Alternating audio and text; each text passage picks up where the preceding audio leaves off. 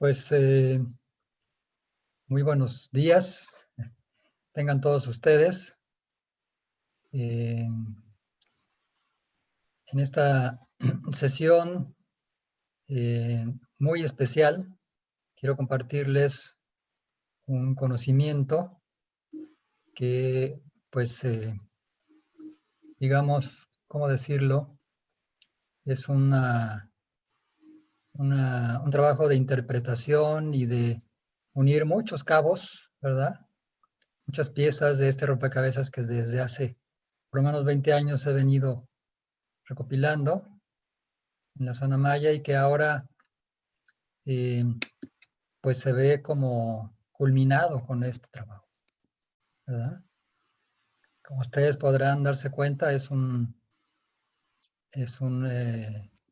tema fascinante para mí, es fascinante cuando yo descubrí esta similitud entre las teorías o la teoría moderna sobre el origen del universo y la cosmogonía maya, pues me quedé realmente boquiabierto, ¿no? O sea, para mí fue una fascinación, ¿no? Ver esta profundidad de conocimiento y este paralelismo entre un conocimiento que es empírico totalmente y otro que es el llamado científico, ¿verdad? No pretendo validar el pensamiento maya a través de la teoría científica. Para mí esa es una falacia. Siempre he defendido que el conocimiento tradicional, en este caso maya en particular, es valioso, válido por sí mismo. No necesita que lo valide ninguna otra conocimiento, porque eso no es más que una forma de colonialismo, ¿verdad? Entonces, bueno, lo primero que habría que aclarar es, bueno, ¿qué es la teoría del todo? Es la última teoría que desarrolló Stephen Hawking, un astrofísico inglés que pues falleció hace poco y que al leer su trabajo, su obra, fue que yo encontré esta similitud. Y la cosmogonía pues es el origen del universo, las ideas sobre el origen del universo. Es diferente a la cosmología. La cosmología es la estructura del universo. Bueno, eso es lo que habría que aclarar primero, ¿verdad? Adelante. Han habido una serie de ideas que han evolucionado, me refiero aquí a la cultura occidental, eso hay que aclararlo, sobre el origen del universo, ¿verdad? El origen y evolución del universo. Empezando por, adelante, la siguiente, empezando por Aristóteles, antes de Cristo, como ustedes saben, es un filósofo griego.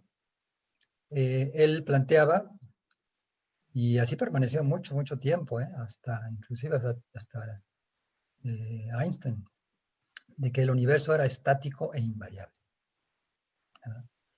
Eso era una idea muy importante. Así se concebía.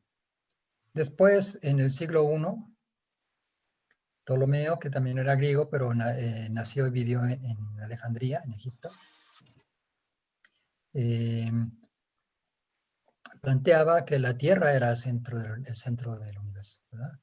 Esto como parte obviamente, de una forma de ver y a interpretar el mundo y el universo.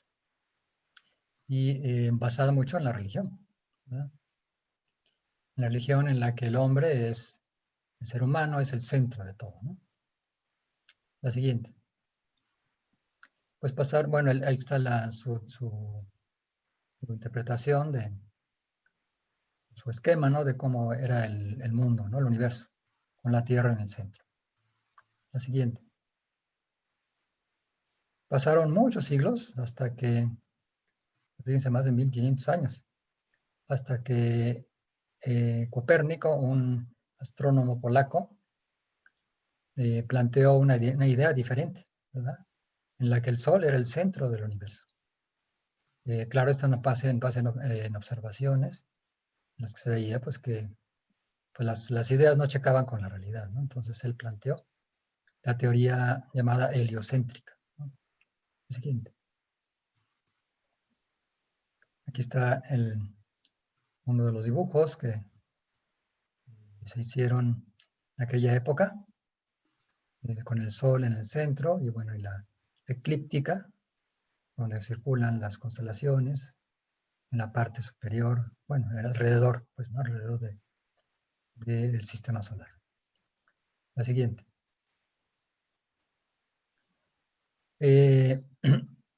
Pues casi un siglo después, Newton, un físico astrónomo inglés, planteó su teoría gravitacional en la que explicaba el movimiento de los cuerpos en el espacio y en el tiempo.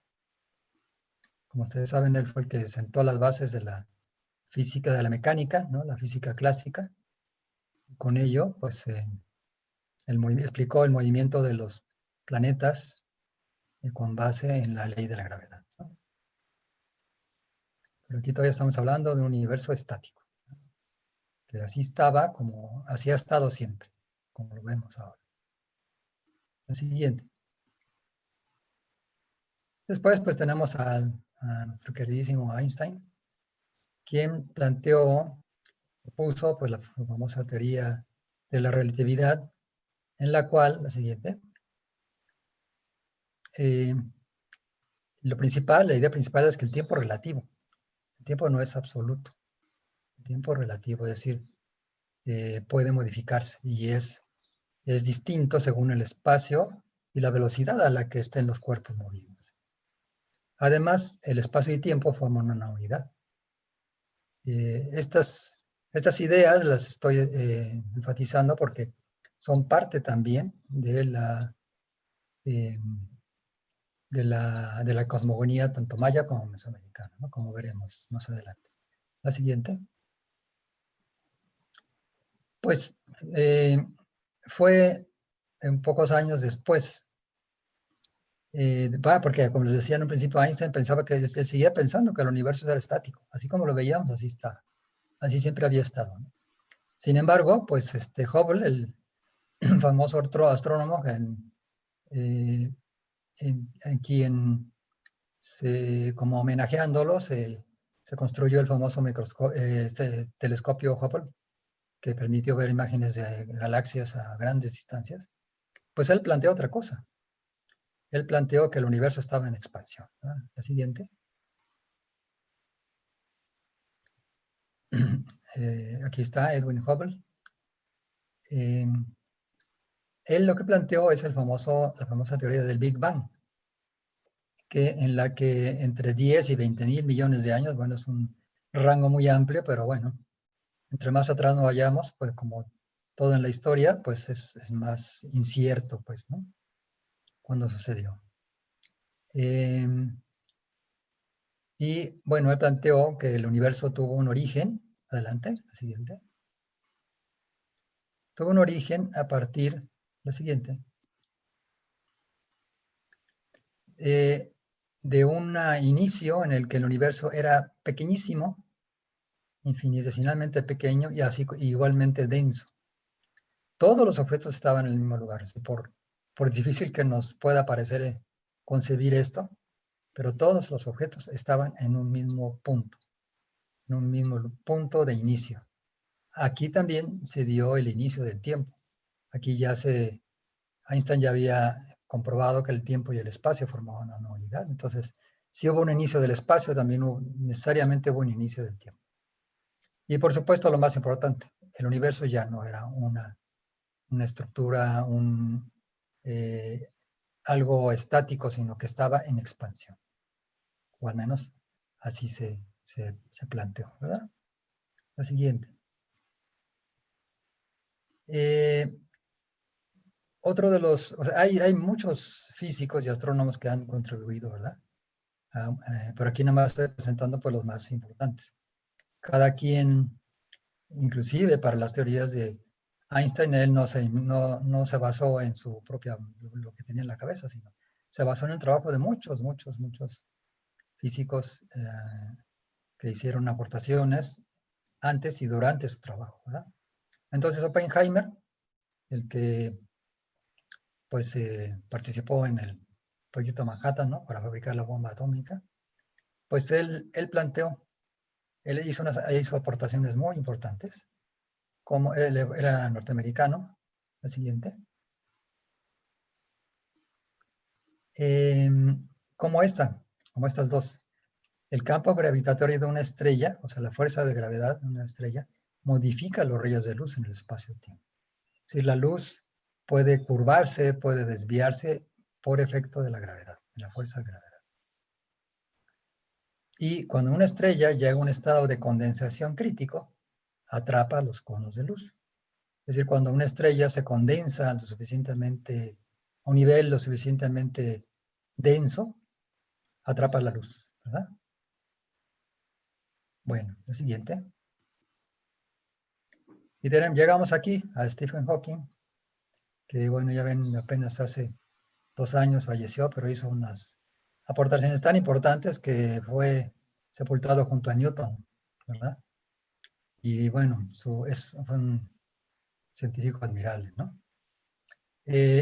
Stephen Hawking es el que planteó precisamente la teoría del todo, en la que me estoy basando para hacer esta presentación, ¿no? La siguiente. La teoría del todo plantea el origen y el destino del universo. Adelante. Plantea que hubo un orden inicial, a partir del cual la materia inició a desordenarse en su proceso de expansión. Aquí quiero que por favor se fijen muy, muy, muy bien, porque prácticamente estos son los dos principios sobre los cuales haremos todo el análisis y la comparación entre la cosmogonía o el origen del universo, la teoría del origen del universo de la ciencia y la cosmogonía maya y mesoamericana, ¿no? Entonces, en un principio, la materia estaba en un orden inicial. ¿Quién definió este orden? Pues no sabemos, eso no se sabe, pero en realidad para la ciencia eso es irrelevante. De esta manera, al haber un orden inicial y empezar a expandirse y desordenarse, siguiendo la segunda ley de la termodinámica, es que pudo crearse el universo tal cual lo conocemos. Además, un segundo elemento es que el primer impulso que recibió la materia para expandirse fue exactamente el necesario para alcanzar su estado actual. Y aquí estamos hablando del tiempo, ¿verdad? Es decir, la materia estaba ordenada y empezó a expandirse, pero ese impulso al que se le sometió fue exactamente el necesario para alcanzar su estado actual. Si hubiera sido un poco menor, no se hubiera expandido. Si hubiera sido mayor, toda la materia estaría dispersa. No existiría nada. Bueno, es decir, no existiría nada como lo conocemos. Es decir, no habría galaxias, no habría planetas, no habría estrellas, sino todo estaría disperso, ¿verdad? Ahora, ¿quién definió ese orden? ¿Y quién dio ese impulso a la materia? Pues quién sabe, ¿no? Eso, como les digo, no es la preocupación de los científicos porque se puede estar toda la vida y nunca lo van a descubrir, ¿verdad? En fin, estos dos, como les digo, insisto, son los dos puntos fundamentales que no se les olviden porque es la base de todo el planteamiento, ¿verdad? La siguiente.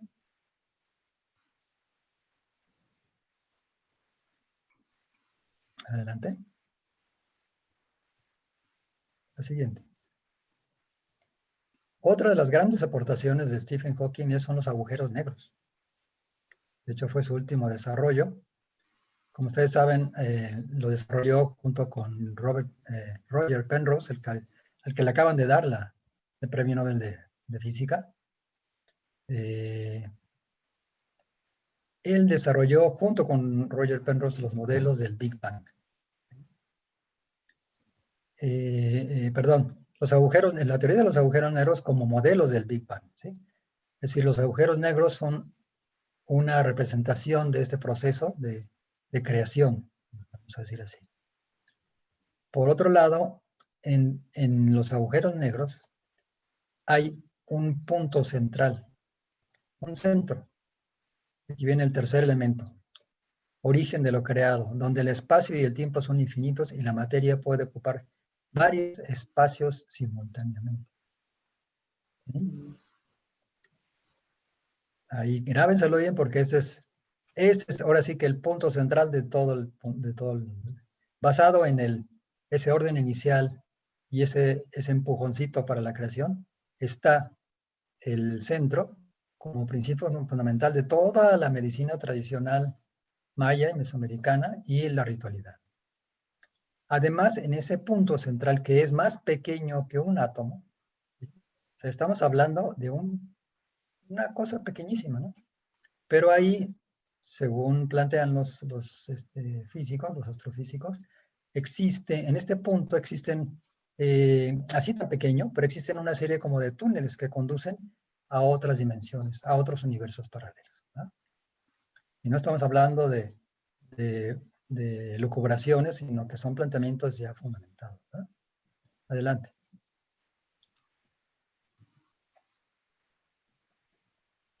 Estos son algunos, digamos, modelos de lo que son los agujeros negros. En realidad, como ustedes saben, no apenas se logró fotografiar un agujero negro, ¿verdad? Entonces, pero bueno, más o menos se supone que así se ven, ¿verdad? Además, Hawking planteó la hipótesis de la censura cósmica. ¿Qué quiere decir esto? ¿En qué consiste esa hipótesis?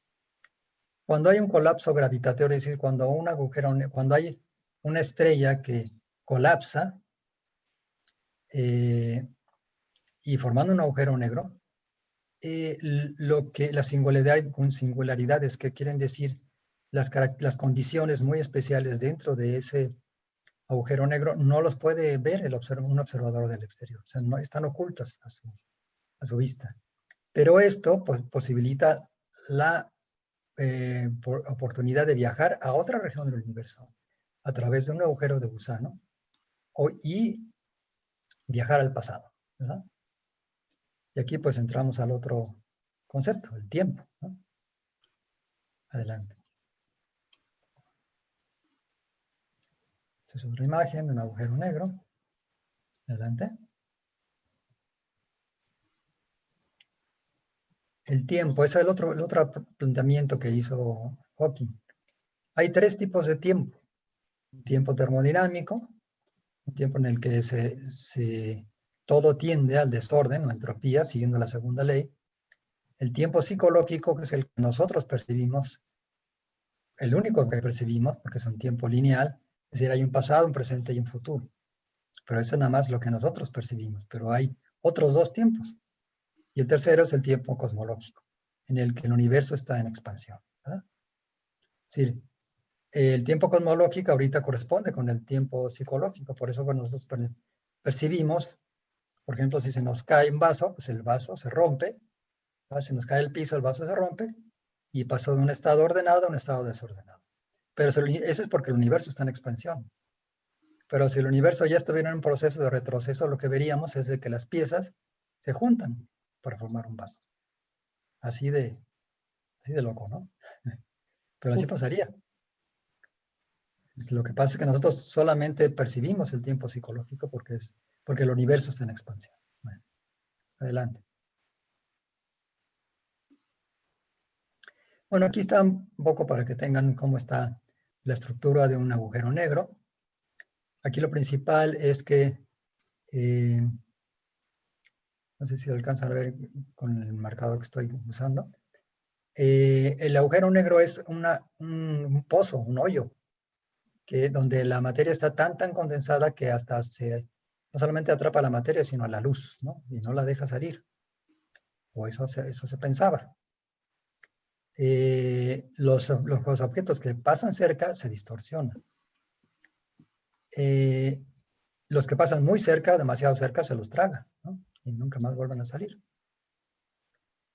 Eh,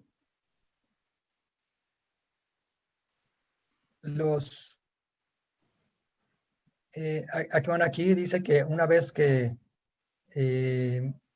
la luz ha pasado por este límite que se llama horizonte de sucesos, ya no puede escapar del agujero negro, ¿no? Ahí queda atrapada. Sin embargo, según Hawking, pues como dice él, los agujeros negros no son tan negros como parecen, sino que hay algunos que emiten luz, ¿no? Pero bueno, eso es meternos en toda otra discusión que no vamos ahorita a abordar. Adelante. Por eso hay estas imágenes, no recreaciones de agujeros negros que emiten luz, ¿no? Adelante.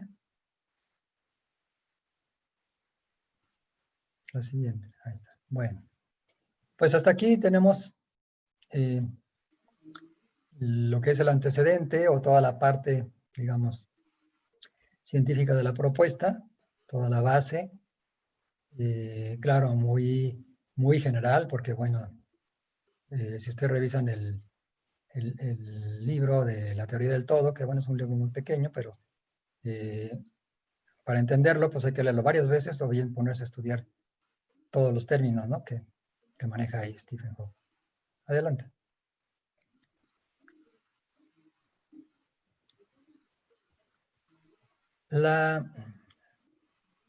¿Por qué no nada más hablo de la cosmogonía maya? Porque la cultura mesoamericana o las culturas mesoamericanas tienen una unidad cultural, ideológica, eh, cosmológica, cosmogónica, ¿verdad? Que por eso forman una región cultural, ¿verdad? Por eso fueron definidas como parte de una región cultural. Y bueno, adelante.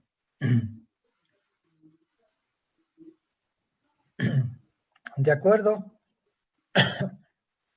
a estas ideas sobre el origen del universo, como decía,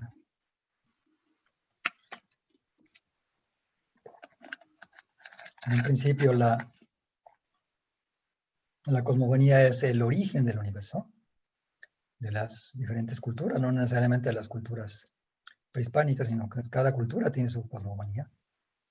En las culturas mesoamericanas existe una idea generalizada, común, de que el universo fue creado por dos fuerzas, una masculina y una femenina, representada por dos serpientes. Esta figura es azteca. Sin embargo, la siguiente, si nos vamos a las culturas anteriores, como a la cultura olmeca, que es la madre de todas las culturas, y la teotihuacana, que es la siguiente,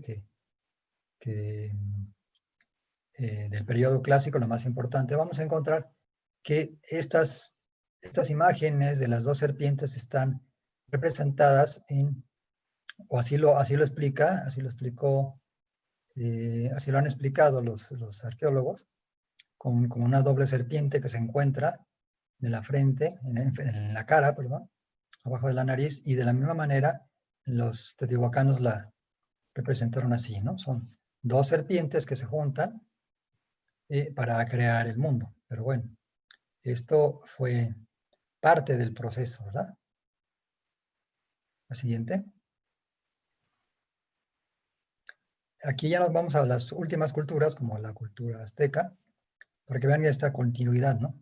Igualmente tenemos las doble serpiente, que son las dos fuerzas masculina y femenina, pero de acuerdo a un texto que se tiene, que se llama Historia de México, que fue escrito durante la época colonial, un historiador recabó una, eh, una relatoría de cómo fue creado el mundo para los aztecas, y dice que si bien estas dos serpientes representaban las dos fuerzas, masculina y femenina, en realidad estas dos serpientes tomaron a una diosa,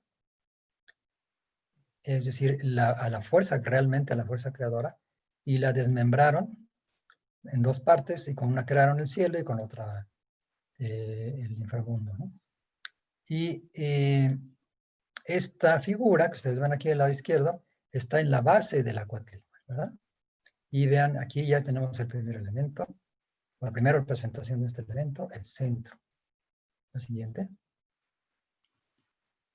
Esta diosa, según relación, este relato, perdón, se llamaba Tlaltecutli y era una diosa que tenía garras, manos y pies, según refiere el relato, y mandíbulas que mordía, con las que mordía ferozmente, tanto en codos como en rodillas, ¿verdad? Entonces, al desmembrar esta diosa fue que se creó el universo, ¿verdad? Se desmembró por la acción de las dos serpientes, una masculina y una femenina. Adelante. Esta misma idea de las dos fuerzas creadoras, masculina y femenina, la encontramos de ahí en adelante en pues, prácticamente todas las culturas. Aquí tenemos el Códice Madrid, maya, desde los últimos años antes de la conquista, donde está, aquí vemos del lado derecho,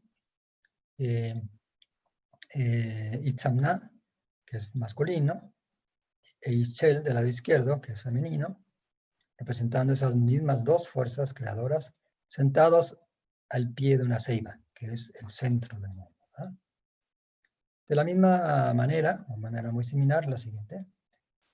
En la cultura azteca, en el Códice Borbónico, tenemos a Zipac Tonal y Yoshomoko, a quienes igual se les relaciona como la pareja creadora, crearon los calendarios, a Zipac Tonal se le encargó la siembra del maíz, etc. Pero igual, bueno, este ya es un códice, al parecer, no se han puesto de acuerdo los historiadores, pero para ser es de los últimos años de la conquista, de la época prehispánica y los primeros de la conquista. Porque parece que las anotaciones que están con letra, como ustedes pueden ver ahí, latina, con caracteres latinos, pues ya no son de la época prehispánica, pero parece que se añadieron, ¿verdad? Entonces, bueno, en fin, la cosa es que es de los primeros años de la conquista, ¿no? Y es mexica, si no es azteca. La siguiente. Bueno, la cosmogonía maya. ¿Cuál es la cosmogonía maya? ¿Cuál es el proceso como el mundo, el universo fue creado para los mayas? El universo fue creado como un cielo levantado, sobre un espacio de 4 lados, en cuyo centro el primer padre colocó las 3 piedras y levantó la ceiba sagrada. Adelante. La ceiba empezó a girar, con lo que el tiempo empezó a fluir. Aquí ustedes verán cómo está la unión, la unidad entre el espacio-tiempo. Se creó ese espacio cuadrado y la ceiba empezó a girar simultáneamente, porque el espacio y el tiempo son una unidad, ¿no? Tal como lo planteó Einstein. Entonces el mundo fue creado así, como ese espacio cuadrado con una ceiba en medio, y la ceiba girando, con lo que el tiempo empezó a fluir. Adelante.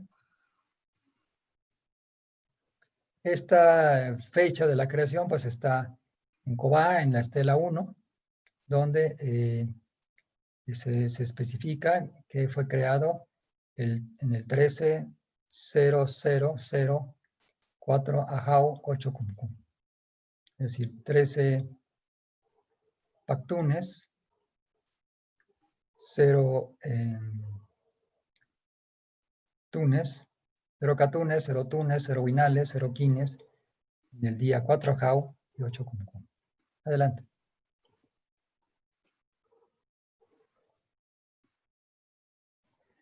Ahora, cuando el primer padre, el dios del maíz, surgió del caparazón de una tortuga, después de su viaje por el inframundo, el cordón umbilical celeste surgió de su ombligo y se desplegó por el cielo. Y este fue el camino, la eclíptica, que es el ecuador celeste, el camino que a partir de entonces el Sol, los planetas y las constelaciones siguieron en su viaje diario a través del cielo. Adelante. Este es un plato donde se representa esta escena de este momento en el que Dios del maíz está surgiendo del inframundo a través del caparazón de una tortuga, ¿no? Adelante. Entonces, esta es la representación del caparazón de la tortuga. Ahí están las 3 piedras. Se crea el espacio cuadrado y con ello el cielo, la tierra y el inframundo. Se sembró la ceiba. Este espacio cuadrado es sostenido por 4 bacaves y la ceiba empezó a girar al momento en el que fue creado el espacio. De esa manera, el tiempo empezó a fluir. Adelante. Bueno, aquí está cuando el dios del maíz sale del caparazón y se despliega el cordón umbilical celeste. Aquí nuevamente tenemos la doble, las dos cabezas de la serpiente de dos cabezas, que significan las dos fuerzas que crean el universo, una masculina y una femenina. Y a través de este cordón umbilical empezó a fluir la sangre, el agua y el tiempo, ¿verdad? Adelante.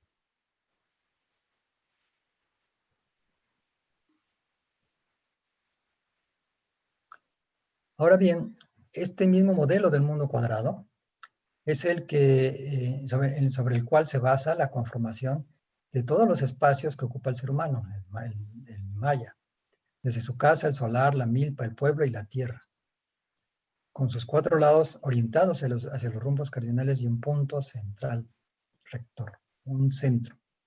Para eso son los cuatro rumbos.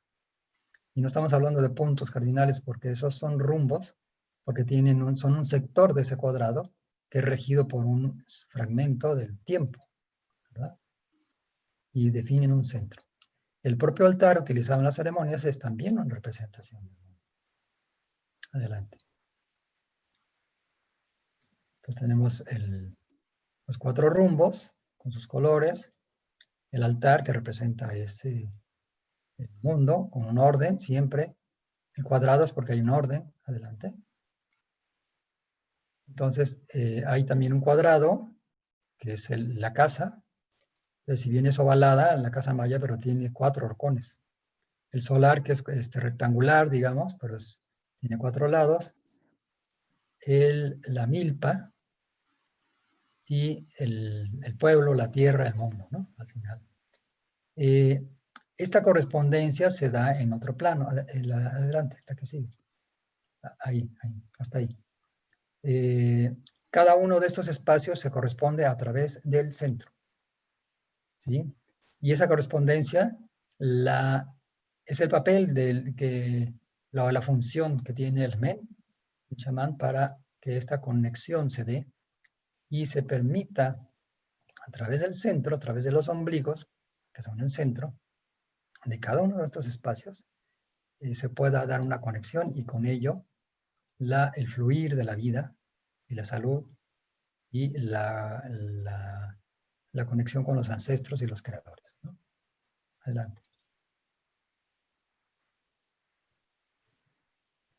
Ahí está el altar, que se hace las ceremonias más comunes son las de la milpa, ¿no? El alnicol, el chachac, etcétera, ¿no? Adelante. Ahora, ¿por qué se crean espacios cuadrados? Es porque esa imagen y semejanza de cómo fue creado el mundo, que implica un orden, ¿sí?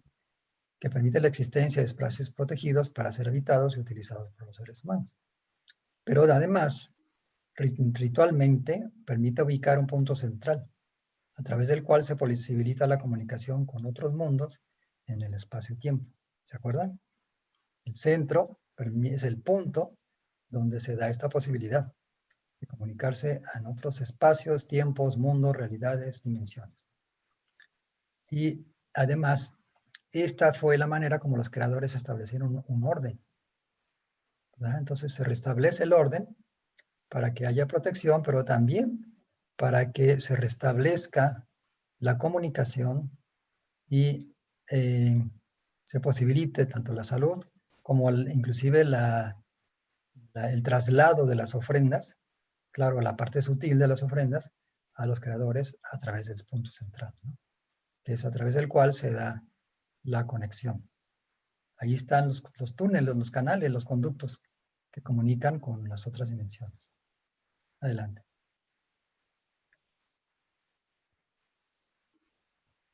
Ahí está la casa, el solar, la milpa, todos son espacios cuadrados, ¿verdad? Hasta la milpa, cuando se delimita, se hace siguiendo un orden preciso, ¿eh? Además, no es así nada más, pero bueno, eso es un comentario nada más al margen. La siguiente. Adelante. Ahora, este mismo orden, estructura cuadrada se da en el cuerpo humano, ¿no? también. Adelante. Entonces, el cuerpo humano también tiene sus cruces, también tiene sus puntos a través de los cuales el ser humano tiene referencia con los niveles del universo maya, la tierra, el cielo y el inframundo. Si las cruces definen un punto central, ¿no? Entonces, tenemos que el cuerpo humano tiene 3 cruces principales, que son, adelante,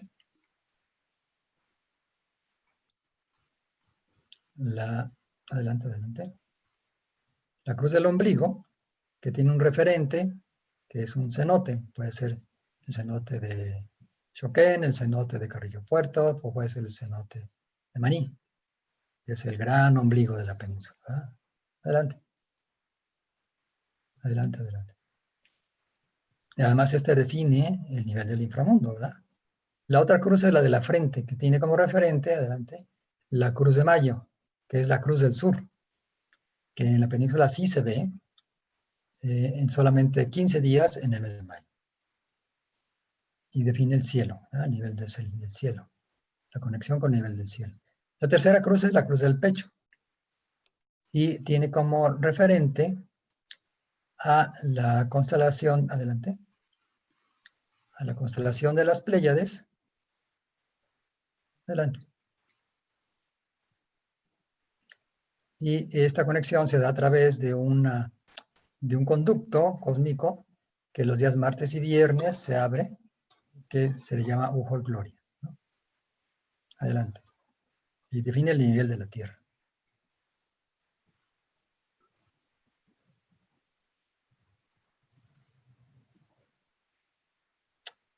Pero además tenemos más cruces.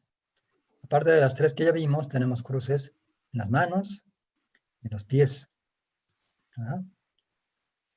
Estas cruces nos comunican con el sol, las de las manos con el sol al mediodía, adelante, y las cruces de los pies con el sol a la medianoche.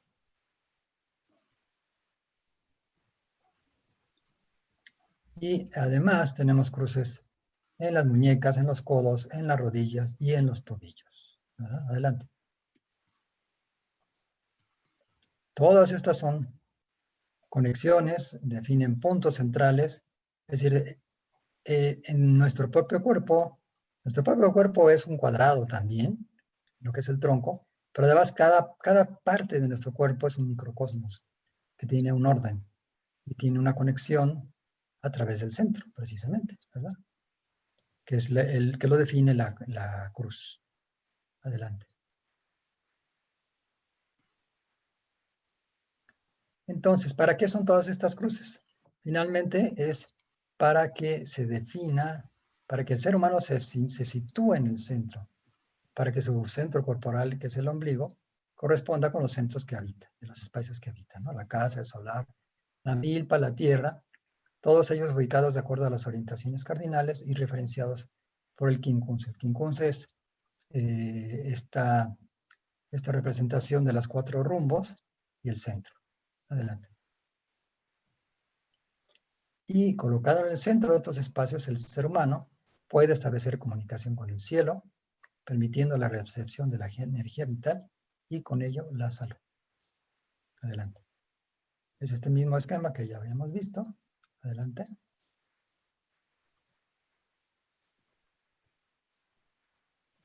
También estas cruces no están estáticas, se mueven. La cruz del ombligo, que es de la más importante, define un sitio a través en el cual el late, el tipté, que es como el centro energético del cuerpo, y cuando se desacomoda provoca muchos problemas de salud, pero al reacomodarlo, ubicarlo en el ombligo, se fija girando la mano en el sentido de las manecillas del reloj. Igualmente, bueno, aquí está una partera haciendo este procedimiento, ¿no? De sobar. Adelante.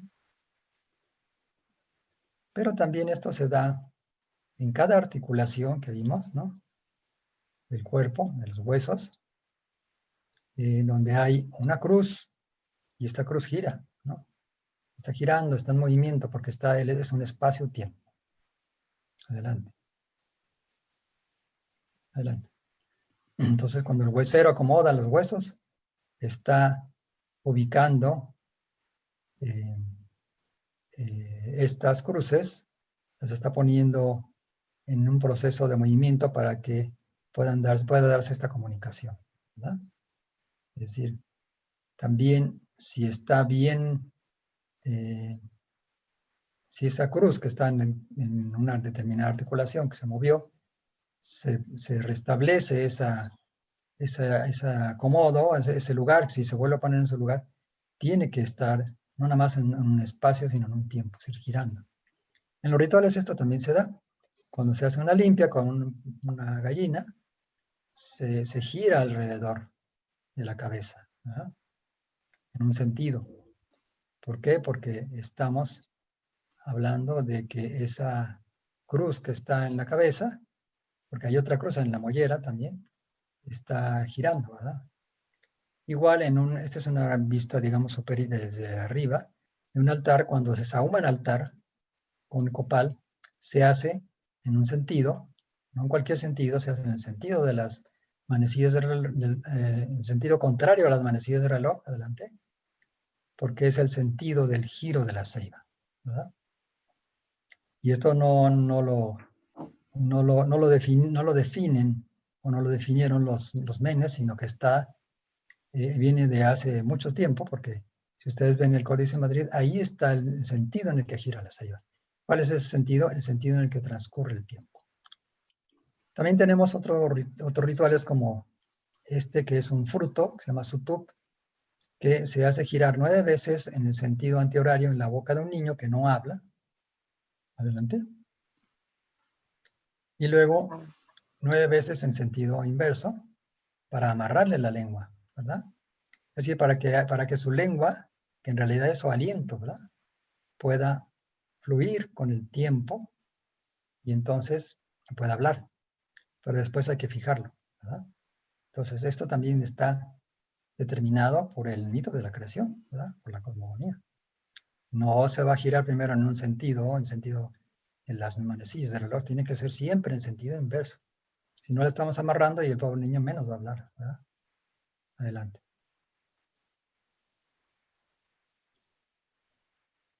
Bueno, como aquí les estaba diciendo, este sentido del movimiento va de acuerdo al proceso creacional, según el cual, cuando el dios de maíz levantó la ceiba, esta empezó a girar. ¿En qué sentido? En sentido antihorario, ¿verdad? Adelante.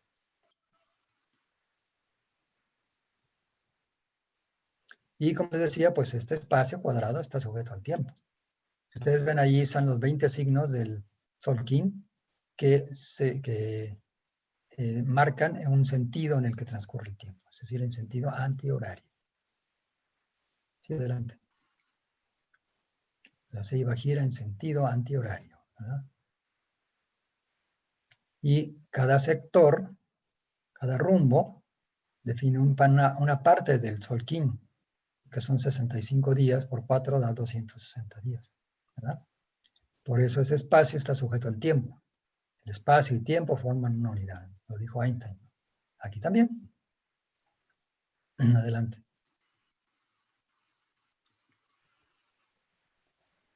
Ahora bien, el cuerpo mismo está sujeto al espacio-tiempo. Adelante.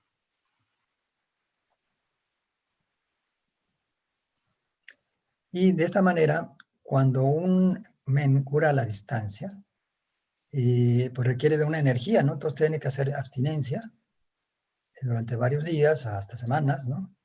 Ya que la energía sexual es la que actúa enviando su entidad curadora, que es el Pichán, que es el que viene ahora en estas épocas, en estos tiempos de los finados, a los muertos.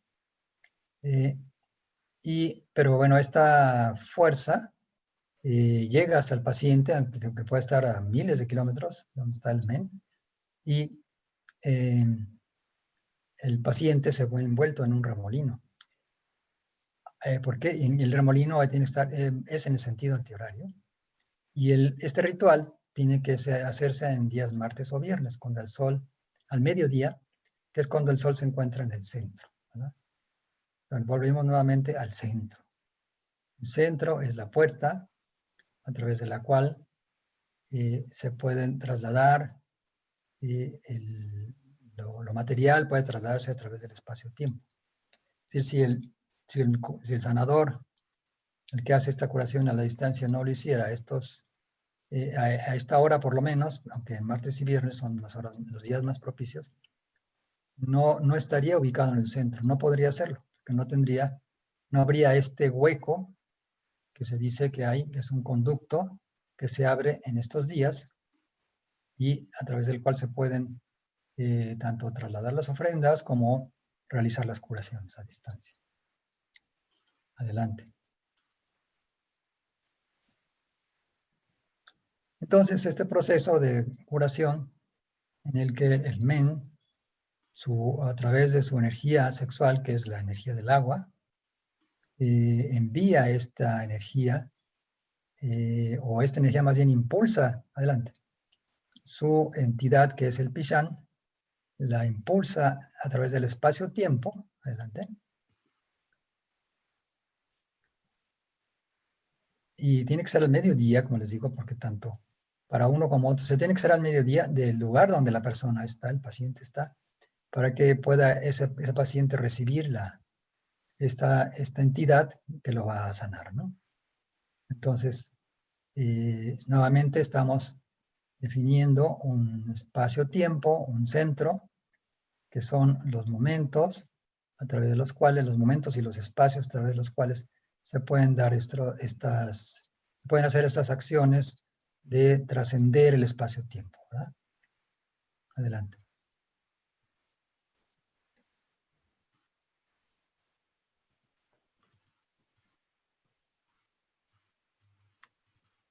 Como les decía, entonces, el men, ¿por qué puede hacer este trabajo de sanación? Porque está en el centro. ¿Ah? Y él mismo está girando sobre su eje, o sea, él mismo es un eje cósmico que permite a estas horas y en este espacio trasladarse y trascender el espacio-tiempo, ¿no?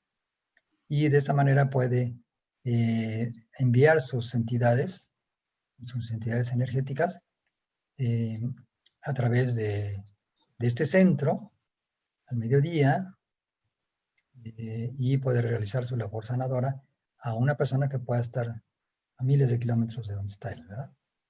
Adelante.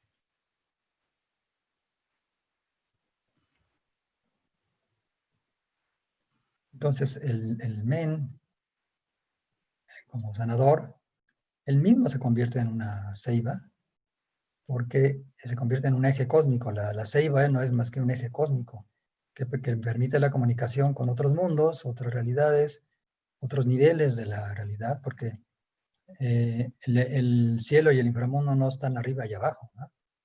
Cuando uno, por ejemplo, pues eh, baja al inframundo, al mismo tiempo está subiendo, porque en el inframundo está la Vía Láctea, ¿verdad? Entonces son otras realidades, son otras dimensiones, ¿verdad? Donde el tiempo transcurre de manera distinta. Adelante. Entonces, bueno, ellos son los que pueden hacer pueden tener esa capacidad de hacer esta labor, ¿verdad? Adelante. Ahora bien, pues el men también puede viajar en el tiempo, ¿verdad? ¿Y cómo es esto? Adelante.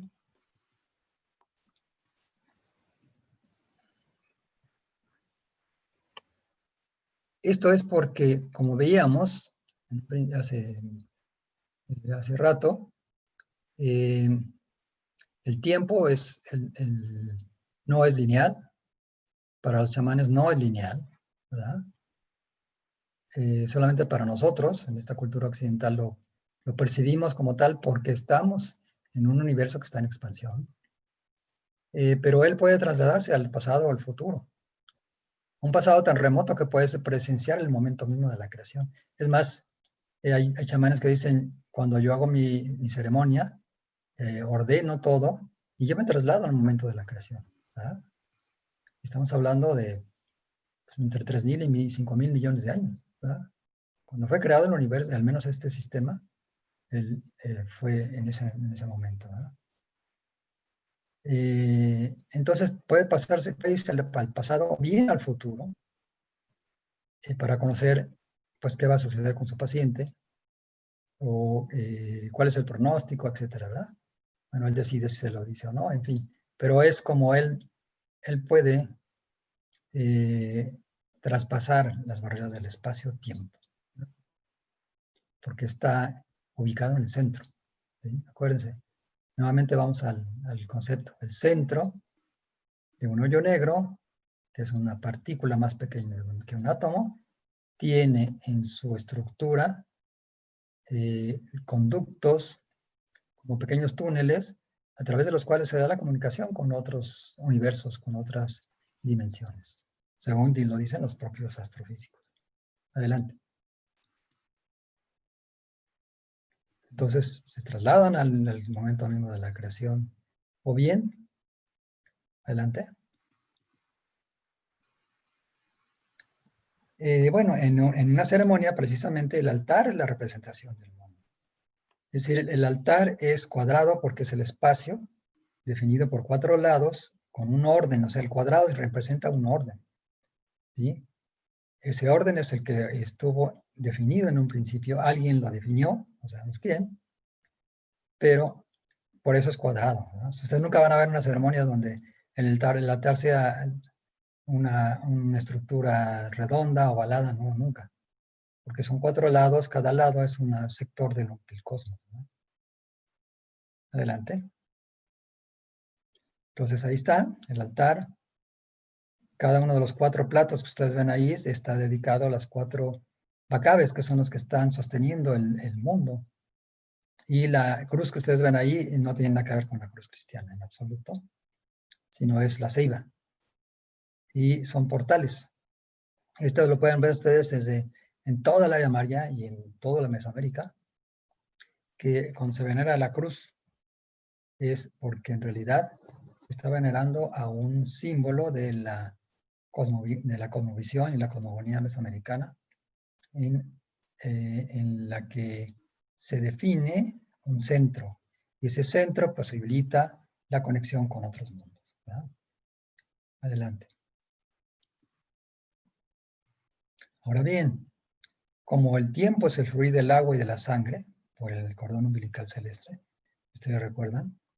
Entonces, precisamente al tocar el pulso, el sanador puede trascender el tiempo y conocer el pasado, presente o futuro de su paciente. Porque el fluir de la sangre es el fluir del tiempo. Adelante. Entonces, adelante.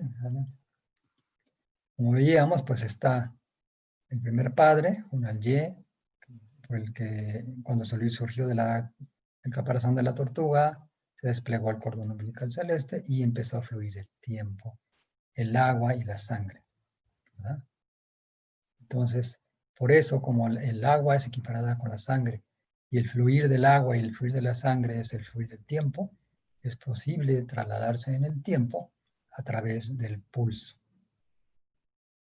Adelante. Bueno,